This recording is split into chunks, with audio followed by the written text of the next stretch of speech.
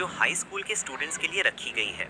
हर student को एक खास सीरम लगाया जाएगा जिसमें अब तक रिकॉर्ड हुए सारे मैजिकल बीस्ट्स के प्राइमल जीन्स मौजूद हैं। इंजेक्शन लगने के बाद हर स्टूडेंट उन जीन्स में से एक रैंडम जीन एब्जॉर्ब करेगा और उसी के हिसाब से एक बीस्ट की तरह अवेकिन होगा। प्रोफेसर उन्हें पहले ही समझा देता है कि इंजेक्शन लगने के बाद जो भी पावर का तेज बहाव महसूस हो उससे घबराना नहीं है, डरना नहीं है, बस शांत रहकर उस ताकत को एक्सेप्ट करना है। बाकी सारे स्टूडेंट्स अपने अंदर जागी हुई नई पावर से इतना ज्यादा भर जाते हैं कि मुश्किल से खुद को संभाल पा रहे हैं। लेकिन जैसे ही यही खुद को सीरम इंजेक्ट करता है, उसके साथ कुछ भी नहीं होता। यहाँ तक कि प्रोफेसर भी सोचने लगता है कि शायद उसे जो इंजेक्शन मिला है वो डिफेक्टिव था। उसी वक्त एक लड़की तुरंत हमारे एमसी पर हंसने लगती है, लेकिन जैसे ही वो उसे चिढ़ाने के लिए उसके करीब आती है, यही के अंदर एक अजीब सी फीलिंग उठती है। एक नॉर्मल जीन की जगह उसे एक इनफाइनाइट मॉन्स्टर टेम्पलेट मिल जाता है, जो उसे सारे बीस्ट्स की एबिलिटीज और ट्रेड्स हासिल करने की परमिशन देता है। अचानक उसका पूरा शरीर एनर्जी से भर जाता है, उसकी ताकत पागलों की तरह बढ़ जाती है और जो लड़की उसे चिढ़ा रही थी वो कई मीटर दूर जा गिरती है। बाकी सारे स्टूडेंट्स भी खड़े रह ही नहीं पाते और जमीन पर गिरने लगते हैं। सब उसके पावर देखकर दंग रह जाते हैं, क्योंकि अभी थोड़ी देर पहले तक सब उसे अल्टीमेट लूजर समझते थे और अब वही उनकी आंखों के सामने उन्हें अपने पांव तले दबा रहा है। तभी लाउड स्पीकर से आवाज आती है, सारे अवेकेंड स्टूडेंट्स को तुरंत टेस्टिंग बिल्डिंग में रिपोर्ट करने को कहा जाता है। अब उनके मैजिकल बीस्ट जीन्स और मार्शल आर्ट्स लेवल्स को एनालाइज किया जाएगा। अंदर लगी मशीन्स हर स्टूडेंट की असली ताकत कितनी है ये साफ साफ दिखा देंगी। स्टूडेंट्स एक एक करके आगे बढ़ते हैं और अपना रिजल्ट लेते हैं। शिनुआ नाम का लड़का तीसरे टीयर की ब्लड लाइन अवेकन करता है, स्विफ्ट स्पाइन बग। ये ब्लड लाइन उसे तेजी और ताकत दोनों देती है और उसे सीधे क्लास के सबसे ऊपर वाले स्तर पर पहुंचा देती है। अगला नंबर शू का आता है। वो rare ice demon dragon awaken करता है, जो एक टॉप टियर ब्लड लाइन है। टीचर्स उसे तुरंत क्लास का फेवरेट और फ्यूचर चैंपियन की कैटेगरी में रख देते हैं। फिर मिस लू को बुलाया जाता है। वो stage 4 nether sparrow blood line awaken करती है, इतनी खतरनाक ताकत कि पूरा शहर मिटा सकती है। ऐसी ताकत को रोकने की क्षमता सिर्फ ग्रैंड मास्टर्स में होती है। उधर यह अपना अवेकनिंग डिटेल फिर से चेक करता है। वो सोच में पड़ जाता है कि बाकी सब की तरह उसके बीस्ट को स्टेज 3 या स्टेज 4 के टाइप में नहीं, बल्कि किसी लेटर रैंक से क्यों दिखाया जा रहा है। कुछ तो गड़बड़ है, चीजें मेल नहीं खा रही। आखिर उसका नाम पुकारा जाता है। सारे स्टूडेंट्स को लगता है कि हमारे लड़के से अब कुछ धमाकेदार निकलेगा। सब बड़ी उत्सुकता से उसका रिजल्ट देखना चाहते हैं। ये ही टेस्टिंग चेंबर के अंदर चला जाता है। टेस्टिंग चेंबर के अंदर कदम रखते ही यही से एक भारी दबाव जैसी ऑरा फैलने लगती है। बाहर खड़े बाकी स्टूडेंट्स उसे महसूस कर लेते हैं और धीरे धीरे आपस में फुसफुसाने लगते हैं। उन्हें लगता है कि वो यहीं पर अगले स्टेज तक ब्रेक थ्रू करने वाला है। लेकिन जैसे ही मशीन पर उसके रिजल्ट लोड होते हैं, पूरी जगह पर कंफ्यूजन फैल जाता है। यही कि ज्यादातर डेटा को हाइड कर दिया गया है, बस कुछ बेसिक चीजें ही दिख रही हैं। उसकी बीस्ट ब्लड लाइन को अननोन दिखाया जा रहा है। उसकी मार्शल लेवल को सिर्फ स्टेज 3 मार्शल डिसाइपल लेवल के तौर पर लिखा हुआ है। कमरे में हलचल मच जाती है। चारों तरफ हल्की हल्की हंसी और फुसफुसाहट शुरू हो जाती है। स्टूडेंट्स उसका मजाक उड़ाने लगते हैं। किसी को रिजल्ट कमजोर लगता है, कोई उसे बेकार कहकर पुकारता है। कुछ लोग अननोन बीस्ट वाले लेवल पर हंसते हैं और कहते हैं कि इससे साबित होता है कि वो आखिर में बस एक एवरेज फेलियर ही निकला। लगता है यही को अब समझ में आ चुका है कि असल में हो क्या रहा है। उसका सिस्टम दूसरों से अलग तरीके से काम करता है। टेस्टिंग मशीन उसके इनफाइनाइट मॉन्स्टर टेम्पलेट को पहचान ही नहीं सकती, क्योंकि वो नॉर्मल स्टेजेस या ब्लड लाइन टीयर्स के हिसाब से काम ही नहीं करता। वो अपने मॉन्स्टर टेम्पलेट को क्वेस्ट्स पूरा करके या रेप्यूटेशन जमा करके इन्फिनिटली अपग्रेड कर सकता है, और ये चीज पूरी तरह स्टैंडर्ड क्लासिफिकेशन से बाहर है। यही सोचकर यही के चेहरे पर हल्की सी मुस्कान आ जाती है, क्योंकि उसे पता है कि उसकी पावर कमजोर नहीं है, बस अलग है। जब भी वो सही कंडीशंस पूरी कर लेगा, वो बिना लिमिट नए मॉन्स्टर टेम्पलेट्स हासिल कर पाएगा। इसका मतलब एंडलेस ग्रोथ। अगर वो सही तरह से खेले तो सबको पीछे छोड़कर ऊपर उठ सकता है और आखिरकार किंग ऑफ मॉन्स्टर्स बन सकता है। कुछ दिन बाद येहो घर से पढ़ाई करने की रिक्वेस्ट डालता है। उसका टीचर मुंह बनाकर देखता है। साफ पता चलता है कि उसे भरोसा नहीं है। उसे लगता है कि येहो बस बहाना बना रहा है ताकि आराम से टाइम पास कर सके। लेकिन यह पूरी सिंसियरिटी से समझाता है कि वो सच में ज्यादा स्ट्रांग बनना चाहता है और खुद को बेहतर करना चाहता है। उसे पता है कि डल वो बाकी जाएगा। सबसे काफी पीछे रह गया है, इसलिए उसे एक्स्ट्रा टाइम और फोकस्ड ट्रेनिंग की जरूरत है ताकि वो दूसरों को कैचअप कर क्या सके। मुर्गा? टीचर उसे वार्न करता है कि सिर्फ अवेकेंट पावर से काम नहीं चलेगा। अगर उसकी बेसिक स्ट्रांग नहीं हुई तो एंट्रेंस एग्जाम में वो पास नहीं हो पाएगा। टीचर सुझाव देता है कि वो ये साल दोबारा करे और अगले साल फिर से ट्राई करे, बजाय इसके कि खुद को फेलियर के लिए तैयार करे। लेकिन ये हो पीछे नहीं हटता।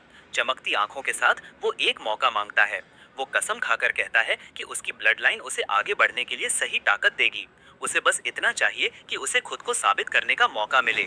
आखिर में उसकी सच्चाई और जिद धीरे धीरे टीचर के दिल तक पहुंच जाती है। वो उसकी रिक्वेस्ट मान जाता है, लेकिन साफ चेतावनी देता है कि ज्यादा उम्मीदें मत बांधना। यही स्कूल से निकलता है और सीधे एंचोंग वॉरियर सेंटर की तरफ चल पड़ता है। रास्ते में वो हमें बताता है कि उसके पास शुरुआत के लिए 1 मिलियन से भी ज्यादा की स्टार्टिंग फंड है। किसी एक्सीडेंट के बाद इंश्योरेंस पे आउट और फैमिली हाउस पर लिए गए मॉर्गेज ने उसे ये कैपिटल दे दी है। अब उसे अपने सामने दो साफ रास्ते दिखते हैं। या तो वो वॉरियर की तरह ट्रेनिंग करे या फिर डियोरा टेम्पलेट के साथ अपनी कंपैटिबिलिटी को बढ़ाने का तरीका ढूंढे। तभी उसकी नजर एक चीज पर टिक जाती है। सिस्टम दिखाता है कि डियोरा के पास 3 कंपैटिबिलिटी पॉइंट्स हैं, जो नॉर्मल टेम्पलेट से 2 ज्यादा हैं। ये डिटेल उसकी नजर पकड़ लेती है। वो हर एंगल से सोचता है और आखिर में एक नतीजे पर पहुंचता है। जिस जीन सीरम को पहले उसे इंजेक्ट किया गया था, वही इसकी वजह है।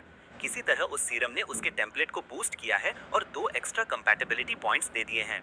अब तो पूरा खेल ही बदल गया। अगर सीरम्स उसके टेम्पलेट की कंपैटिबिलिटी बढ़ा सकते हैं, तो उसके लिए वॉरियर ट्रेनिंग पर ज्यादा टाइम लगाने से बेहतर है कि वो सीरम्स पर फोकस करे। ये रास्ता तेज है, साफ है और उसके इनफाइनाइट मॉन्स्टर टेम्पलेट के लिए कहीं ज्यादा परफेक्ट बैठता है। नई समझ से भरा हुआ यही फैसिलिटी के अंदर जीन एनहांसमेंट सीरम खरीदने के इरादे से घुसता है। वो गेट पर अपना स्टूडेंट आईडी कार्ड स्कैन करता है और अंदर कदम रखता है। जैसे ही वो अंदर आता है, उसकी नजर एक चीज पर टिक जाती है। कमरा मजबूत लोगों से भरा हुआ है। हर एक के आसपास एक भारी काली सी औरा तैर रही है, जैसे उनके अंदर फ्यूज हुए बीस्ट्स की परछाई बाहर निकल रही हो। ये सारे अवेकेंड वॉरियर्स हैं और यही साफ महसूस कर सकता है कि इन सब ने अपनी ब्लड लाइन अवेकन कर ली है। जब से उसने मैड फ्लेम डेमोरा टेम्पलेट अवेकन किया है, उसे एक खास एबिलिटी मिली है जिसे लाइफ मैग्नेटिक फील्ड कहते हैं। ये डेमोरा की पावर्स में से एक है, जो उसे जिंदा लोगों को महसूस करने और उनके अंदर बहती एनर्जी को डिटेक्ट करने की क्षमता देती है। अब यही हर अवेकेंड कार्रियर से उठती हुई गर्मी और दबाव को साफ साफ महसूस कर सकता है।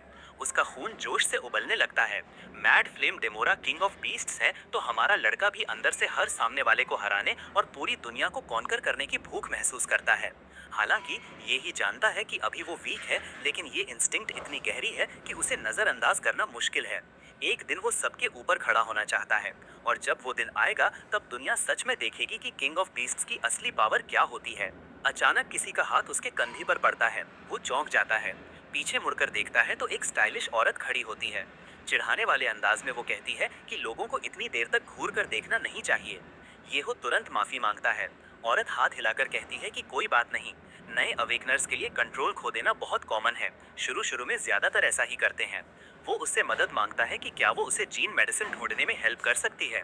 वो हाँ कहती है और समझाती है कि जीन मेडिसिन बहुत इफेक्टिव तो है, लेकिन काफी महंगी भी होती है। ऊपर से शरीर धीरे धीरे इसके प्रति रेजिस्टेंस भी बना लेता है, जिससे आगे चलकर डोज का असर कम होता जाता है। उसकी सलाह साफ है, इन मेडिसिन को सिर्फ तब इस्तेमाल करना चाहिए जब तुम किसी बॉटल नेक पर अटक जाओ और नॉर्मल ट्रेनिंग तुम्हें आगे ना ले जा पाए। यह उससे पूछता है कि इसकी कीमत कितनी है। वो औरत उसे बताती है कि उसकी करंट लेवल पर सिर्फ बिगिनर पोशंस ही काम करेंगे और एक पोशन की कीमत लगभग 4 लाख येन है। ये नंबर सुनकर यही के दिमाग पर सीधा जोरदार झटका लगता है। इतना पैसा होते हुए भी वो 5 डोज नहीं खरीद सकता। वो थोड़ा संकोच में होकर उससे पूछता है कि क्या कोई डिस्काउंट मिल सकता है। औरत जोर से हंस देती है और एक बिजनेस कार्ड उसके हाथ में पकड़ाती है। वो कहती है कि एक वेटरन वॉरियर होने के नाते अगर वो उसका नाम बताए तो उसे रेफरल डिस्काउंट मिल सकता है। एहो मुस्कुराते हुए उसे धन्यवाद कहता है और हाथ हिलाकर अलविदा कह देता है। वो भी मुस्कुराते हुए उसे शुभकामनाएं देती है। उसी समय थोड़ी दूर से कोई चुपचाप उसे देख रहा होता है। नीली चमकती हुई आंखें यहीं पर टिकी हुई, जैसे वो आगे आने वाली हर चीज के लिए तैयार हो। सबसे पहले यही अपना बचा हुआ सारा पैसा कलेक्ट करता है। फिर वो वॉरियर्स वेपन शॉप जाता है। सारी वेपन्स बेहद महंगी हैं, लेकिन उसके पास कोई दूसरा ऑप्शन भी नहीं है। पूरा दिन पैसे खर्च करने के बाद आखिर वो सारे खरीदे हुए सीरम्स खुद में इंजेक्ट कर देता है। सीरम का असर शुरू होते ही उसके स्टैट्स तेजी से स्पाइक करने लगते हैं। एक के बाद एक वैल्यू ऊपर चढ़ती जाती है। म्यूटेशन उसके शरीर को लगभग टूटने की हद तक धकेल देती है। उसकी हर मसल आग की तरह जलती महसूस होती है, लेकिन आखिर में वो लेवल अप कर लेता है और ये बात उसे अंदर से बेहिसाब खुशी देती है। पहली बार उसे सच लगता है कि वो शायद कॉलेज एंट्रेंस एग्जाम में कुछ बन सके, क्योंकि सिर्फ चीट लाइक एबिलिटी होने का कोई मतलब नहीं अगर वो उसे दुनिया के असली जीनियसेस से आगे धकेलने में मदद ही ना करे। अपनी रैंक और ऊपर ले जाने के लिए अब उसका ध्यान सीक्रेट रेल्म्स की तरफ जाता है। ये दूसरे दुनिया जैसे जोन्स होते हैं जिनको खतरे के हिसाब से रैंक किया जाता है, ई क्लास से लेकर कैटास्ट्रॉफिक एस क्लास तक। एस क्लास रेल्म्स में इतने भयानक बीस्ट्स होते हैं कि अगर वे कभी बाहर निकल आए तो दुनिया का बचना नामुमकिन है। आज यही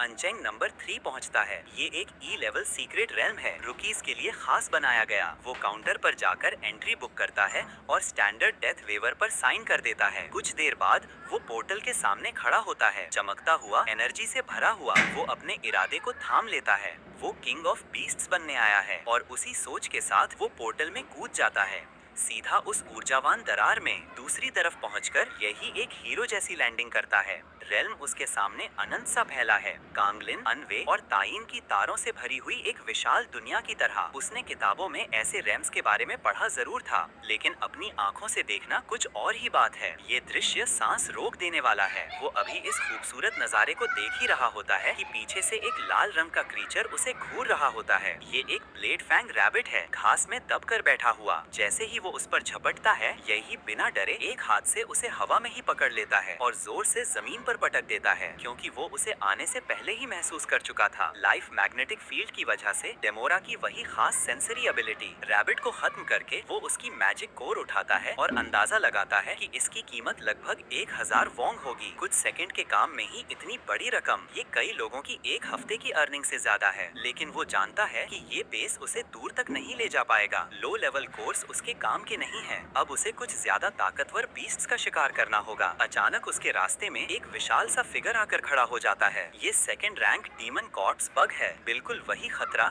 जिसकी तलाश में वो यहाँ आया था। यही अपनी ब्लेड कसकर पकड़ लेता है और लड़ने के लिए तैयार हो जाता है। वो अपनी याददाश्त से मॉन्स्टर एनसाइक्लोपीडिया की वो जानकारी याद करता है जिसमें बताया गया था कि इस बीस्ट की सबसे कमजोर जगह उसका सॉफ्ट एब्डोमेन है। बग घूमती हुई एनर्जी ब्लास्ट छोड़कर हमला करता है। यही अपनी मार्शल एनर्जी इकट्ठा करता है और एक फुल पावर हाइपर बीम सीधे उस ब्लास्ट के सामने छोड़ देता है। धूल अभी बैठी भी नहीं होती कि एक दूसरा बीस्ट छाया से बाहर निकल आता है। इस बार वो अपने मुंह से घूमते हुए पर्पल प्रोजेक्टाइल्स छोड़ रहा है। एहो की आंखें चौड़ी हो जाती हैं। उसके मैंडिबल्स रेंज्ड अटैक्स के लिए बने हुए हैं। एक प्रोजेक्टाइल सीधे उसके शरीर में लगता है और वो दूर जा गिरता है। वो दांत भींच कर उठता है चोट की वजह से और अपनी आउटफिट खराब होने के गुस्से से भरा हुआ।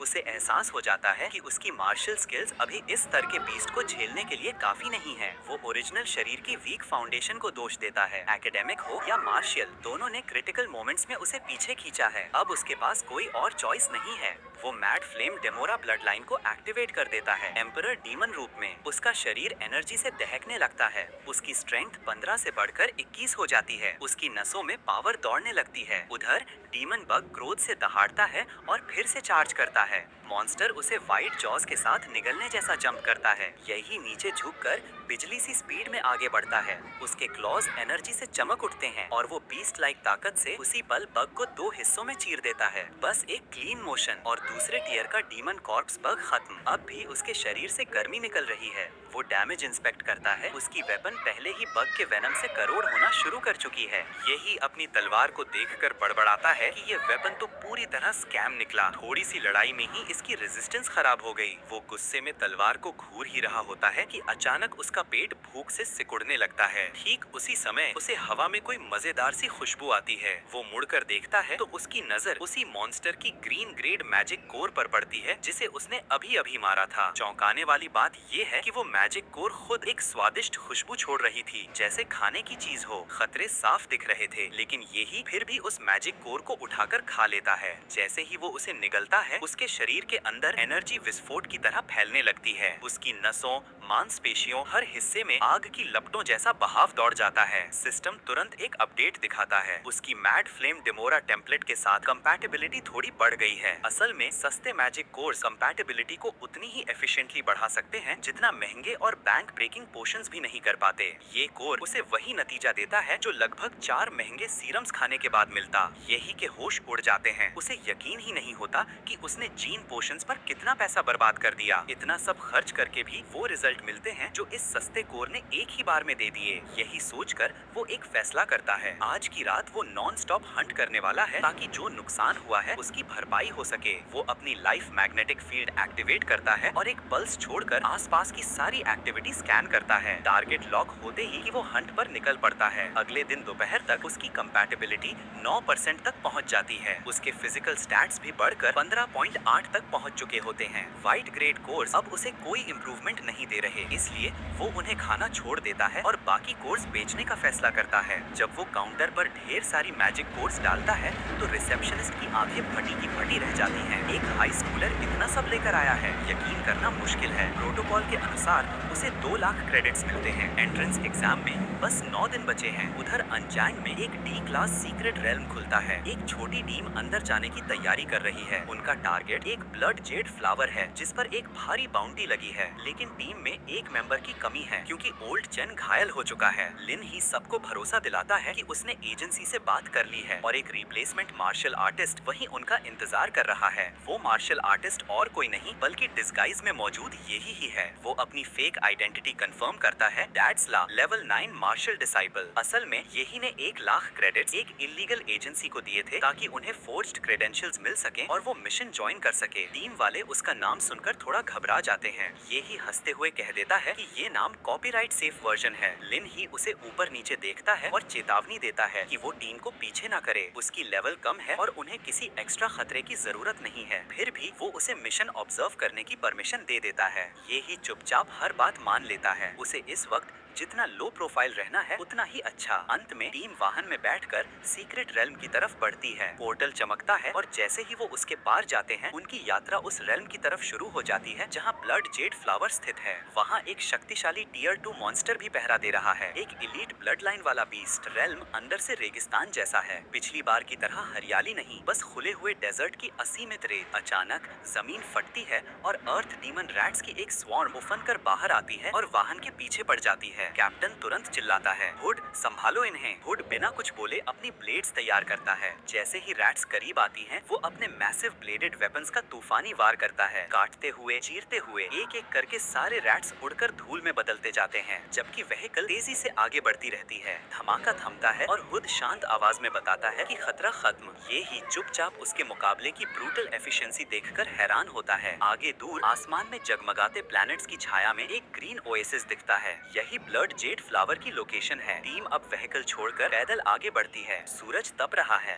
ये ही सोचता है कि व्हीकल में आगे क्यों नहीं जाते। लिन ही समझाता है, अगर वाहन आगे ले गए तो उसके इंजन की आवाज से बड़े मॉन्स्टर्स आकर्षित हो जाएंगे। अब से सबको चुपचाप आगे बढ़ना होगा। वे रोल्स बांट लेते हैं। शाओवा स्टन ग्रेनेड का इस्तेमाल करेगा, वू और हुड ट्रैप्स लगाएंगे, ओल्ड लू कवर फायर देगा और लिन ही फ्रंट लाइन असॉल्ट संभालेगा। यही को कहा जाता है कि बस पीछे रहे और ऑब्जर्व करे। वो चुपचाप सिर हिलाकर मान जाता है। अंत में प्लान शुरू होता है। स्टन ग्रेनेड ब्लास्ट होती है और फेरोमोन्स का बादल मॉन्स्टर्स को खींचना शुरू कर देता है। गर्जना होती है। धुएं से एक टियर 2 अर्थ ड्रैगन बाहर आता है और उन पर हमला करता है। लिन ही एक जबरदस्त स्वॉर्ड स्लैश करता है जो सीधा ड्रैगन को चीर देता है। बीस्ट सिर कटते ही गिर जाता है और टीम लिन ही की जीत का जश्न मनाती है। लेकिन तभी अर्थ ड्रैगन का क्लॉ ऊपर से तेजी से नीचे आता है, सबको मार डालने के लिए। इससे पहले कि कोई कुछ समझे, ये ही बिजली की तरह आगे बढ़ता है। वो वो एक भारी एनर्जी पंच सीधा ड्रैगन के शरीर में मारता है। धमाका जमीन हिला देता है और ड्रैगन एक झटके में ढेर हो जाता है। टीम हैरान रह जाती है। एक मार्शल नॉविस ने टियर 2 मॉन्स्टर को एक ही बार में गिरा दिया। सब चीयर करते हैं, लेकिन यही इसे ऐसे टाल देता है जैसे कुछ हुआ ही ना हो। लिन ही ड्रैगन का कोर उठाकर विक्ट्री कंफर्म करता है। टीम उसके आसपास इकट्ठा होकर रेड सोल एसेंस की ताकत और कीमत की चर्चा करती है। कैप्टन खुश है कि उन्होंने अर्थ ड्रैगन को हराकर उसकी ब्लड एसेंस हासिल कर ली, लेकिन बात पूरी भी नहीं हुई थी कि एक तेज ब्लेड कैप्टन की पीठ में घुस जाता है। ये हुड था। टीम को धोखा देकर वहीं के वहीं मार देता है। सबके चेहरे जड़ हो जाते हैं। लिन ही दर्द से तड़प कर मुड़ता है और तलवार निकालकर पूछता है कि तुमने ऐसा क्यों किया। तभी एक विशाल आदमी परछाई से बाहर आता है। गंजा सर, स्कल बेल्ट, मोटा फर कॉलर। टीम को तुरंत समझ आ जाता है वो होंग है, यानी डंजन थीफ, जो मार्शल आर्टिस्ट्स की मेहनत की लूट मार करता है। लिन ही अचानक लड़खड़ाने लगता है क्योंकि हुड की ब्लेड पर जहर लगा हुआ था। वो दांत भींचते हुए पूछता है कि होंग को सीक्रेट डंजन की लोकेशन कैसे पता चली, और तभी येहा के दिमाग में बात साफ हो जाती है। हुड ने पहले जिन ब्लेड से हाउंड्स को काटा था उनमें छुपी हुई जानकारी एम्बेड की गई थी, जानबूझकर प्लांटेड। यही की तेज समझ देखकर होंग मुस्कुरा देता है और कहता है मरने का शौक छोड़ दो और वापस स्कूल जाओ। लेकिन हमारा लड़का बिना डरे जवाब देता है कि वो आने वाले एग्जाम में